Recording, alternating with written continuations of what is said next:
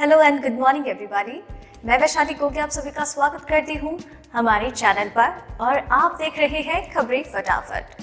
तो आइए दोस्तों, आपकी सुबह की शुरुआत करते हैं दिन भर की ताज़ा तरीन और गर्मा गर्म खबरों के साथ।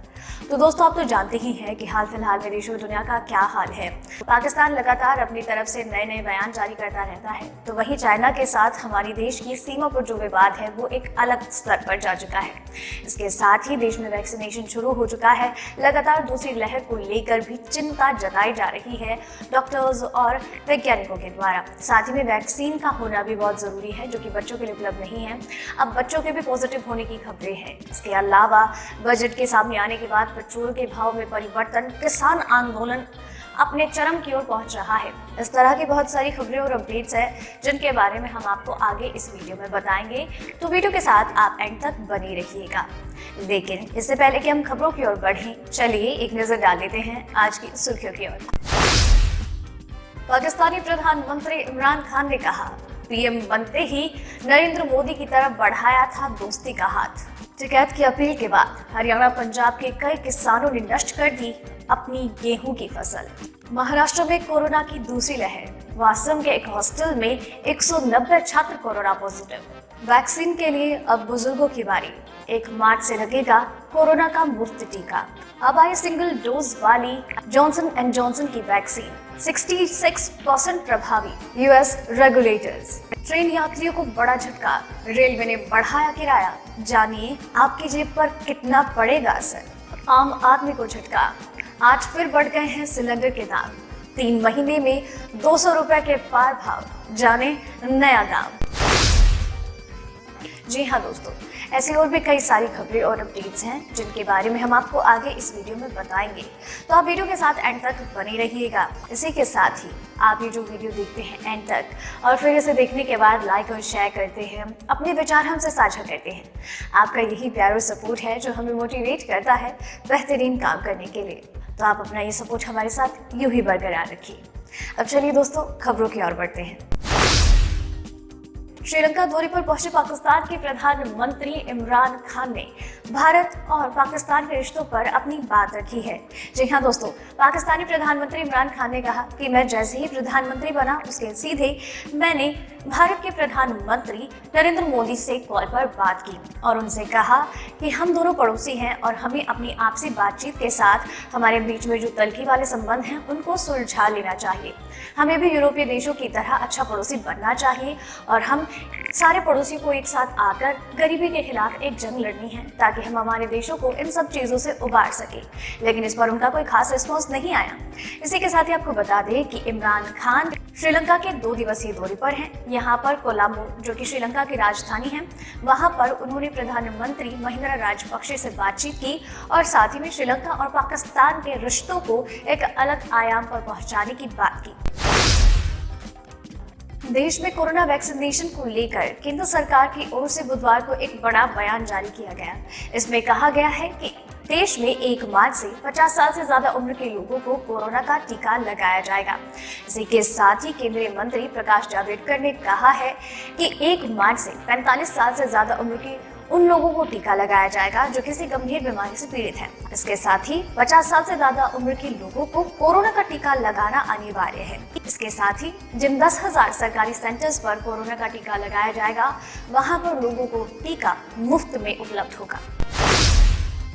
दुनिया भर में कोरोना वायरस महामारी के खात्मे के लिए वैक्सीनेशन प्रोग्राम शुरू हो चुका है और इस तरीके से दुनिया भर में कई सारी कारगर वैक्सीन उपलब्ध है। लेकिन यहाँ पर खास बात यह है कि अब एक और वैक्सीन आ चुकी है जॉनसन एंड जॉनसन की, और इसमें खास बात यह है कि सिंगल डोज वाली वैक्सीन है और बाकी जितनी भी वैक्सीन है वो 2 डोज वाली वैक्सीन है।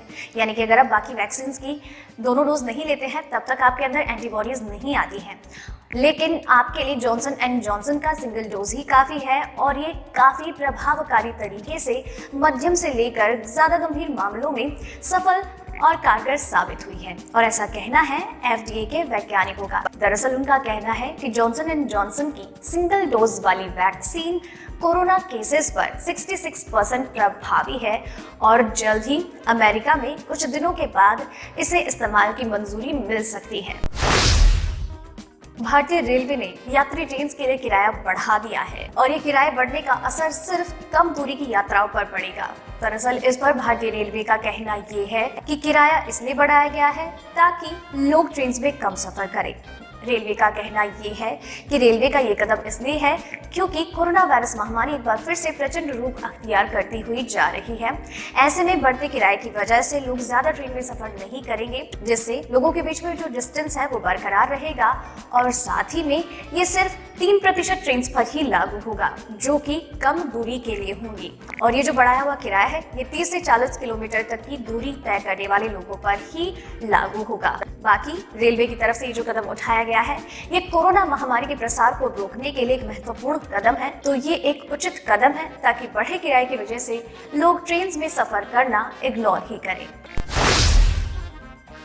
सरकारी तेल कंपनियों ने आम आदमी को एक बार फिर से झटका दे दिया है। दरअसल एलपीजी गैस के दाम में बढ़ोतरी की गई है।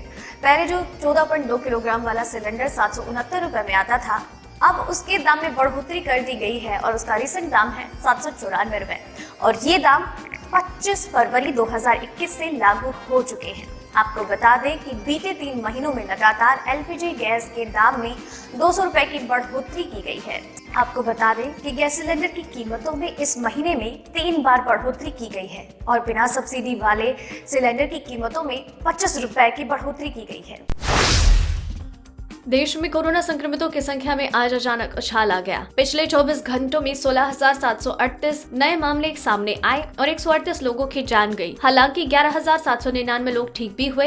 अच्छी बात ये रही कि बीते दिन कुछ राज्यों में कोरोना से एक भी मौत नहीं हुई। इससे पहले मंगलवार को 13,742 नए मामले सामने आए। अब देश में कोरोना के कुल मामले हो गए हैं 1,10,46,914 और कुल 1,56,705 लोगों की जान जा चुकी है।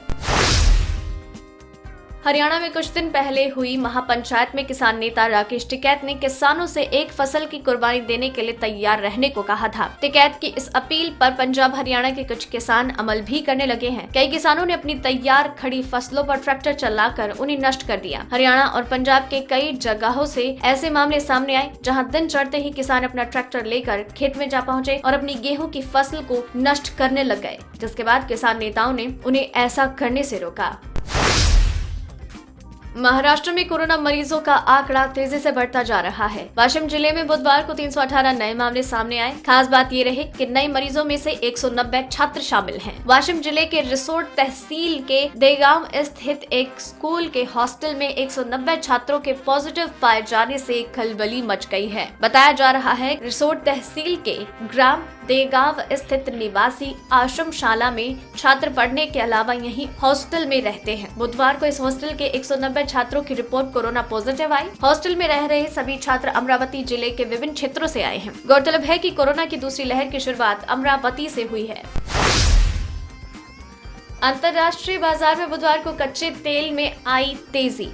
इधर भारतीय बाजार में आज लगातार दूसरे दिन पेट्रोल डीजल में बढ़त से राहत है। आज दाम में कोई बदलाव नहीं हुआ। दिल्ली में पेट्रोल 90.93 और डीजल 81.32, मुंबई में पेट्रोल 97.34 और डीजल 88.44, कोलकाता में पेट्रोल 91.12 और डीजल 84.19, चेन्नई में पेट्रोल 92.90 और डीजल 86.31।